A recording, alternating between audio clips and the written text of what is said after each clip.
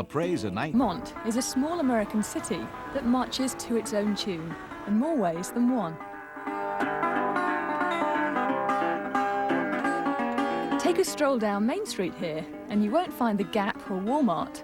What you will find is handcrafted guitars, juice bars, and more than one store selling clothes made out of hemp.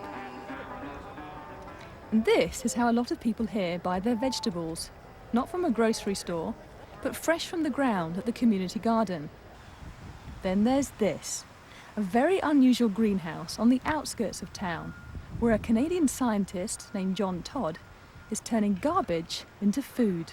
We use a vast array of different forms of life to transform organic materials and other wastes into incredible new products. Some of them are edible, some of them are beautiful.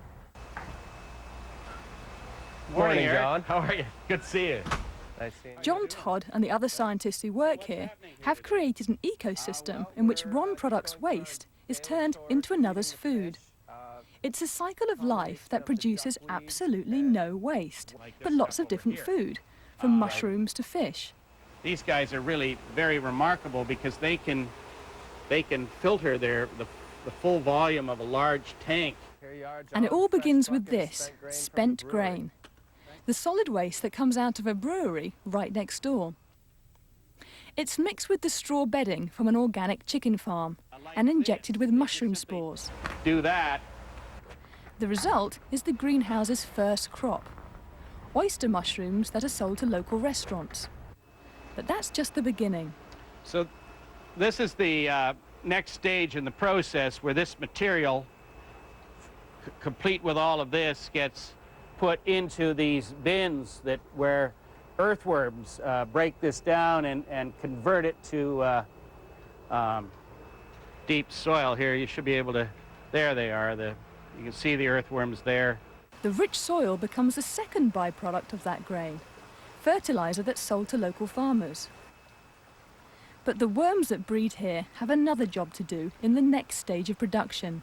What we do with it here is the earthworms, these guys, are blended with aquatic plants, those plants that float on the surface of the tanks, and they're used as fish feed.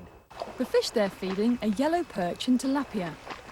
Both grow to healthy sizes on their diet of earthworms and plants. There's actually a waiting list to buy these fish. They are byproduct number 3, and they sell for about $15 a pound. The waste-filled water these fish have been living in also has some value. Fish water contains all of the nutrients that higher plants can use. It feeds, for example, the tomato crop that's just behind me. And what happens there is the water is pumped up and it flows down over the roots of the tomatoes.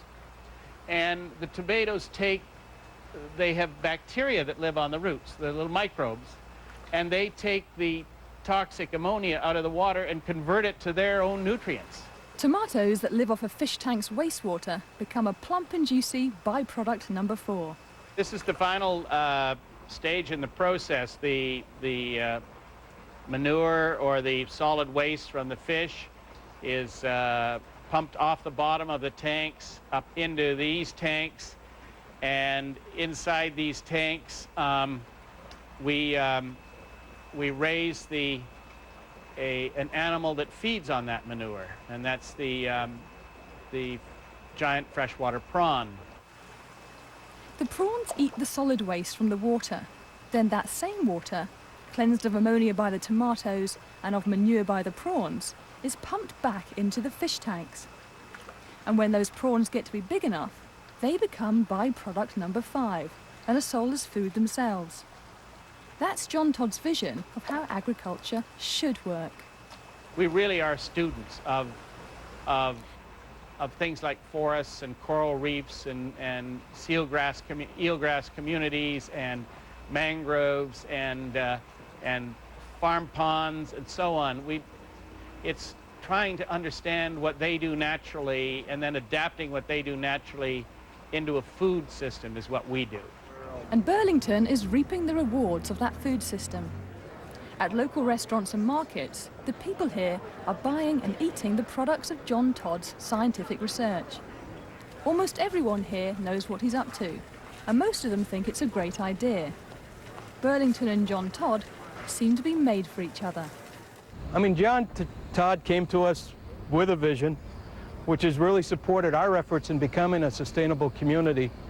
But John has really pushed the envelope in terms of what we can accomplish. But again, it's moving beyond the conceptual stage, and it's actually happening.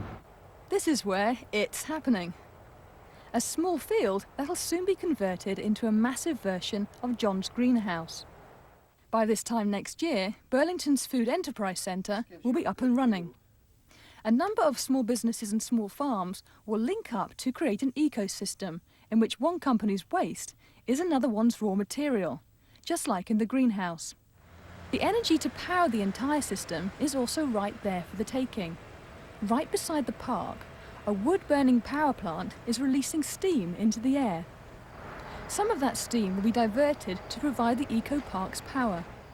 We have created a business model where the inputs come from close by and they enhance the local economy, and the outputs are used, the wastes are used here. It's zero emission.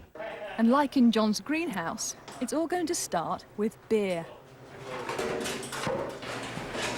Rob Downey runs a small brewery. He'll be joining the eco-park. By plugging into the system, he'll be able to get rid of his waste without having to ship it to a landfill. That's not only good for the environment, it's also good for business. We as a small company are always looking for an edge and finding ways to compete. And when you cluster businesses together that share common waste stream and share common end product opportunities, they can find efficiencies and lower costs of production. It's taken a combination of John Todd's ecological ideas, $4 million in funding, and an eager community to get the eco-park off the ground. But that's all in the past. Right now, the visionary behind this project is looking ahead to the future, and he rather likes what he sees there. I can visualize it. I mean, I'm good at that, at seeing what isn't but what can be. That's sort of one of the small gifts that I got somehow. And so I can actually picture the whole thing. And what it looks to me is a very wonderful, very people-oriented place where all these great foods are coming out of. Yeah. Now that the eco-park is just a stone's throw away from reality, John Todd is busy trying to find ways to expand his ecosystems. To him, what develops here is just the first stage, the raw material for a much bigger version. He hopes that will soon sprout from the seeds of this small success.